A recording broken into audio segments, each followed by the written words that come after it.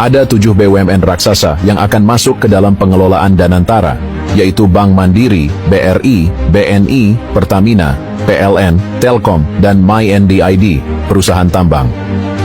Total aset yang dikelola diperkirakan mencapai lebih dari 900 miliar dolar AS atau sekitar 14,715 triliun rupiah.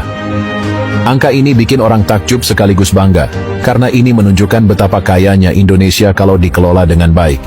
Peluncuran Danantara pada 24 Februari 2025 bukan cuma jadi momen bersejarah buat Indonesia, tapi juga sinyal keras ke dunia bahwa Indonesia bukan lagi penutup pintu.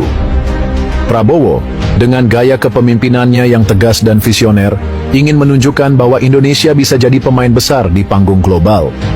Bukan cuma jadi penutup pintu yang membukakan jalan buat asing, tapi jadi tuan rumah yang punya kendali penuh atas kekayaannya sendiri. Banyak negara lain yang selama ini mengandalkan sumber daya alam Indonesia mungkin bakal mulai gelisah. Bayangkan, kalau dulu mereka bisa dengan mudah mengambil nikel atau minyak kita dengan harga murah, sekarang mereka harus berhadapan dengan Danantara yang bakal mengatur semua dengan ketat. Devisa 100% wajib milik Indonesia juga berarti keuntungan yang tadinya lari ke luar negeri bakal stay di sini. Ini jelas bikin dunia internasional, terutama perusahaan asing, harus mikir ulang strategi mereka. Prabowo sendiri optimis banget dengan Danantara.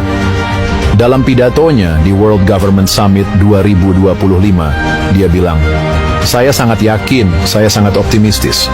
Indonesia akan maju dengan kecepatan penuh." Dia juga menyebut bahwa Danantara bakal memulai 15-20 proyek besar dengan nilai miliaran dolar. Proyek-proyek ini bakal fokus pada sektor strategis seperti energi terbarukan, manufaktur canggih, hilirisasi industri, dan produksi pangan.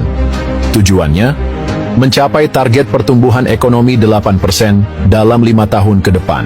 Danantara bakal jadi otak yang mengelola semua kekayaan negara supaya lebih terarah dan menguntungkan. Misalnya, dividen atau keuntungan dari BUMN yang tadinya cuma masuk ke kas negara dan habis buat operasional, sekarang bakal diinvestasikan lagi ke proyek-proyek yang punya dampak besar. Contohnya, kalau Pertamina untung besar dari penjualan minyak, keuntungan itu nggak cuma disimpan atau dipakai buat kebutuhan sehari-hari. Sebagian bakal dialihkan ke Danantara, lalu diinvestasikan ke pembangunan kilang minyak baru, atau proyek energi hijau seperti panel surya. Selain itu, Danantara juga bakal jadi semacam super holding untuk BUMN. Artinya, lembaga ini bakal menyatukan kekuatan dari berbagai BUMN supaya mereka bisa kerja bareng lebih efisien. Misalnya, PLN dan Pertamina bisa kolaborasi bikin pembangkit listrik tenaga surya, sementara Telkom bantu dengan teknologi komunikasinya. Hasilnya, proyek yang lebih cepat selesai, lebih murah, dan lebih bermanfaat buat rakyat. Pendanaan awal Danantara juga nggak main-main.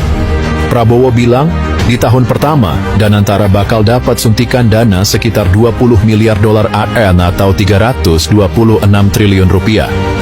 Uang ini berasal dari efisiensi anggaran negara dan dividen BUMN. Misalnya, dari total dividen BUMN 300 triliun rupiah, 100 triliun rupiah bakal dikembalikan ke BUMN buat modal kerja, dan sisanya 200 triliun rupiah bakal masuk ke Danantara untuk investasi. Tentu saja, perjalanan Danantara nggak bakal mulus-mulus aja. Ada beberapa tantangan yang harus dihadapi. Pertama, soal transparansi dan pengawasan. Dengan dana sebesar itu pasti banyak mata yang ngeliatin, baik dari dalam negeri maupun luar. Makanya, Prabowo minta bantuan dari mantan presiden seperti Megawati, SBY, dan Jokowi, plus tokoh-tokoh agama dari NU, Muhammadiyah, dan KWI, untuk ikut mengawasi. Ini jadi bukti bahwa dia serius ingin Danantara berjalan bersih dan bermanfaat buat rakyat.